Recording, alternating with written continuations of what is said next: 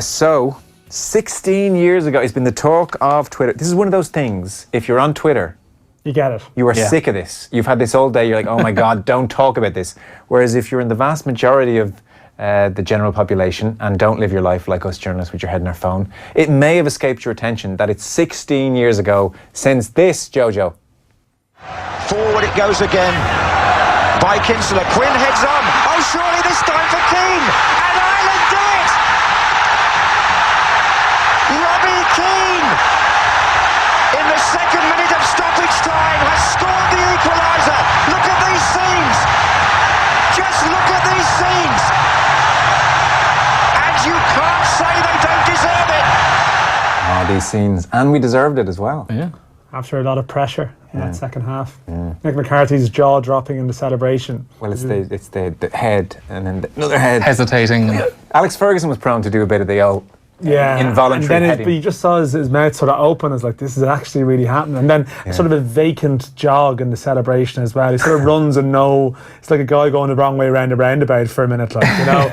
And then he eventually reacts. But it's like, it didn't quite master the Mourinho run down the sideline. It was a bit more confused, bemused almost. If you think the pressure that was on everyone in that tournament, considering the Saipan situation, on Mick especially, this was make or break. I mean, this was career ruination if they had got nothing out of that game and didn't even get out of the group. It was sort of, yeah. I wouldn't go that strong. I mean, it changed the whole perspective on everything. It was like, okay, we're kind of okay-ish here even without Roy. Whereas it changed the focus. That was, from memory, watching it at the time, that was when we kind of stopped talking about Roy Keane incessantly, and it was then Saudi Arabia happened, and then, it was kind of a moment, where a little bit of a before and after in that whole Roy Keane situation within the World Cup. Obviously, it blew up again in the qualification campaign. For younger listeners, that's Robbie Keane scoring 16 years ago against Germany in the World Cup in the 90th minute to equalise. Where were we all? Is the question? 16 years ago. I actually sat and watched that game on my own in the apartment in Dublin. Nothing has changed in your life. Well, there's generally someone else there. Because like that was shamefully, that was the first summer I spent in Dublin. That I stayed up to live in Dublin. Didn't quite look that hard for a job at the time because the World Cup was on for the month of June, so I was doing a half-hearted effort every day to go out and look for jobs, but then spent a fair bit of time out and about. Anyway, long story short, I was meant to meet people to watch the game, because that was the 12:30 game. That was the later game. Yeah. And woke up around 28 minutes past 12 going, oh no, what's after happening here? And it was too late to go and meet anyone, and just sat and watched it. Sort of confused silence, just sitting there watching the World Cup slip away the whole time. See, that was the World Cup. If people were, say, 19, 20, 21, around that time, the games were a bit of a dilemma. You'd have like games at sort of 7 a.m. in the morning. Yeah. So around weekend time, if you were out and about, do you like try and stay up and watch the games? Didn't Dunphy famously do that? Dunphy, wasn't it? We can check this online. I don't want to upset anyone, but I think Dunphy was like, I put on the Stones to stay awake. He got home. It was an early morning game. Yeah, I remember trying to stay up to watch the England-Brazil game when they went out, and with a couple of lads, and just gradually falling asleep. Because that was an early one, the one with the Cameroon one. The early Cameroon one. That was first thing in the morning, 7 or half 7. Yeah, I remember that one as well. And Colin in Belfast here, lads. I had a very mucky tuna salad on the go when Robbie poked it home against the Germans. It went flying. The carpet still bears the stains, but luckily not the smell, says Colin. Yeah, you weren't taken out of school for that one, Neil. That was Saipan, wasn't it? No, they let me stay in for the day. Yeah. For the you did your leaving cert? No, I was in 6th class, Joe. Ah, for the love of God. Yeah, St. Paul's National School in Limerick. Mrs. Brooks' classroom was where we watched the Germany game. But you were taken out of class, wasn't that your story a couple of weeks ago? Yeah, it was the day Roy Keane left / was sent home or whatever from Saipan. Yeah, my mother phoned the school and asked for the principal to come down and tell me. And he did it. He brought me aside, broke the news to me gently. The terror of being sat down, I've got some bad news for you. Your head's going to rest. Perspective, yeah. It was in the middle of a game of football, just kind of gently called me aside and broke the news to me there and then. You were in school as well, Joe, were you? Yeah, I was in 5th year. Yeah. So I was on my holidays. 85 to 90% of the reason I did transition year was so as not to be doing my leaving cert during a World Cup. I just knew I couldn't handle that. So I was in 5th year. It was the first time I had a pint in a pub.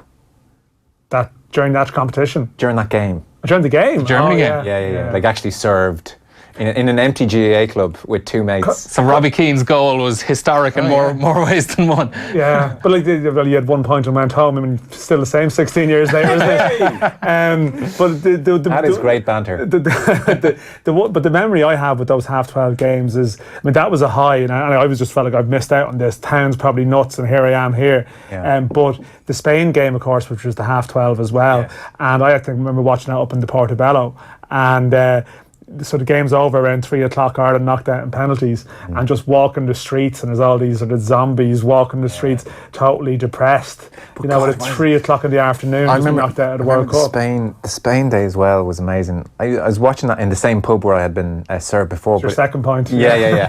I said, I'm getting a taste for this. But I don't know, that must have been a Saturday, because the pub that time was... It was a Saturday or a Sunday, definitely. Okay, because definitely a weekend. It went from being very, very quiet, where it was just me and the other few, and hence we got served, to like mobbed on the Saturday. And whatever the way the situation was, there was, different corners had their own TV, and one of the TVs was ahead of the other one. Oh, no. And like that, that happens routinely in pubs. So for the penalty shootout, there was a mass, like... Delayed grief. Yeah. It was like, no! And then you knew, oh God. Yeah. And I'd say the rebound and the penalty in normal time would have been really confusing. really confusing. Yeah. Here comes Gulban. Oh, yeah. John Watson said there Ireland deserved it. I don't remember the game very well. I remember nothing really aside from the goals. Remember Stephen Reid coming on? I think Stephen Reid came on, didn't he? And he did quite well, and there was a bit of pressure. But Germany went ahead early in the match, wasn't it? I can tell you exactly. Here's the team. Closest scored early, didn't he? Yeah. Shea, Given in goal. We had Steve. God, what a good player Steve Finnan was. That's top class, yeah. We really did have a good team. That was a bit of a breakthrough tournament for him, though, as well. So Steve Finnan was at right back. Gary Breen and Steve Staunton were at centre half. Kenny Cunningham came on for Steve Staunton in the 87th minute. I'm not sure why. Ian Hart, left back. Stephen Reid came on for Hart at 73 minutes. Yeah. That's obviously an attacking move. Maybe that's the thinking there. Gary Kelly. Oh, you forget Gary Kelly was in the right wing for Jason McAteer that whole time. Yeah, McAteer was carrying the injury into the tournament. Well, actually, interestingly, in the same minute that Stephen Reid came on for Ian Hart, Niall Quinn came on for Gary Kelly, 73 minutes. So then we had Matt Holland and Mark Kinsella in midfield. Kevin Kilban, heard of him, is on the left-hand side. Robbie Keane and Damien Duff up top. So they were the three subs. I'm not even sure if Finnan started the tournament as first choice. That might have been an adjustment after the Cameroon game as well. I think what happened there is that Gary Kelly had to move up from McAteer, who got injured in that warm-up game. I think that rings a bell, all right, yeah. Subs not used: Lee Carsley, Gary Connolly. Gary Connolly. No, that's wrong. That's wrong. Gary Doherty, no? David Connolly. David Connolly, yeah. per David Connolly. Subs not used: Lee Carsley, Gary Connolly, it says here. This is worse than when Roy got Gary Doherty's name, or Richard Dunn's name, wrong in his book. Per Gary Dunn having to sit in the seats. Richard Dunn was on the bench. He was only 22 then, I think. Alan Kelly, Dean Kiley, Jason McAteer, Clinton Morrison, and Andy O'Brien was on the bench as well there. Joe, I'm of a similar vintage to Neil there in the studio, which is young. That's what he means. Always using the word vintage as well. Yeah, like always a great moment when the TV was wheeled into the classroom. It was like Dead Poet Society. Kids jumping on desks. We had it stationed in our class for the entire month of the World Cup, because it was the last month of primary school. There was nothing to do. Text. Robbie Keane was our Robin Williams. Oh, Captain, my Captain. It's Fitzy and Wicklow. But I remember Italia 90 in those terms, though, for the TV. Yeah, you're a different vintage. The Romania game is like one of the great sort of memories of Monday, I think it was, yeah. Lads, on Keane's late goal versus Germany in 2002, I still have a scar on my shin from jumping off the couch, whacking the coffee table with my legs. I still relive the sheer joy of the goal every time I glance at that scar, says Ginny in Cork. On my honeymoon in Cyprus, watched the game in a bar.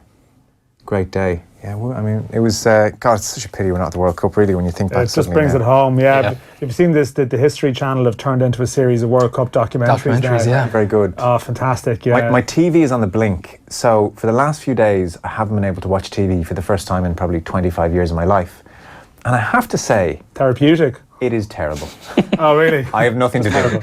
I mean, if you think I was building up to, I've really learned I can live without TV. There's a decent book behind you there, Joe, you could actually start reading. No, I tried reading for a while. I was reading those Patrick Melrose books.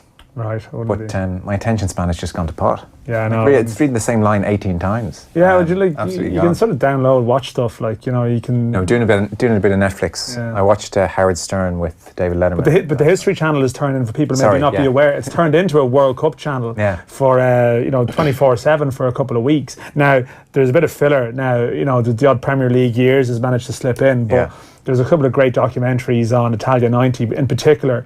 Like there's a Return to Turin one where I'm not sure if this is brand new to do with this or is it a couple of years old, but Gary Lineker, Paul Parker and Terry Butcher going back to Turin and reminiscing on their run, but naturally it overlaps very heavily with the Irish campaign because Ireland started off by playing against England and sort of Bobby Robson comments and Jack Charlton and some of the old footage of, at one point there was like, was it ITV or someone who did like a video link of Jack Charlton in one screen and Bobby Robson on the other, having a bit of crack between the two camps in the lead up to the game. So it's true, like the archive stuff is absolutely tremendous. I've heard they're very good, the History Channel docs. I saw Miguel Delaney was tweeting about them last week, and a few people have said they're really good, so I must there's a longer one in Italia 90 which is more done not long after the event, which is worth checking out. But yeah, the History Channel, sometimes people just flick by it, but I'd stick with it if you're into your football now. Yeah. We had some tweets in as well. Jason Kearns said he was in the stand watching it. Lucky you, Jason. That's the regret I have. Is not saving up or going broke to go. Like, you know. How many Irish went over? He finished off by saying almost as many Japanese wearing Irish jerseys as travelling Irish fans. How many Irish did go over in 02? I'm not sure. Yeah. I'm not really sure like what type of figure. I mean, just the cost was so substantial. I just definitely couldn't afford it. You know, you were talking a serious airfare, you know. Yeah, no doubt. David Roberts, I was sat doing paper 2 of English Junior Cert. Heard a shout from the hallway. Get in there, Keno, you beauty.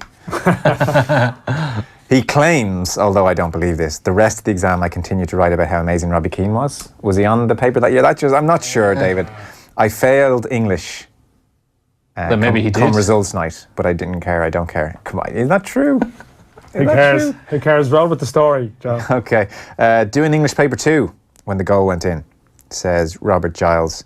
The examiner went to everyone in the hall with a post-it note saying Keane had scored an Irish time. No chance. Because they might have seen, if it was a 12:30 kickoff, they might have seen some of it during lunch, I'm right? sure, yeah. That was the afternoon, so. But if you were the examiner, if you were the person on supervision, the examiner's probably pretty, you know, pretty screwed up, but he is big as well. Well, they had headphones in, I'm sure. But would you pass post-it notes around to the room? Maybe. It was a big deal. It's hard to overstate. It was a big. I'm sure you could see the stress on a number of students' faces. Like. Yeah, I'm just sort of down with. I mean, that is our last World Cup experience. I mean, this is the thing. I know. Bring on these 48 team, 64 team tournaments because there's people over the, you know, anyone 21, say 22, younger than that now doesn't really have a World Cup memory. I'm almost slightly more disappointed as we talk now than I was when Denmark beat us. Like the grim, the realisation, reality. Yeah, I was aware of that at the time. Yeah.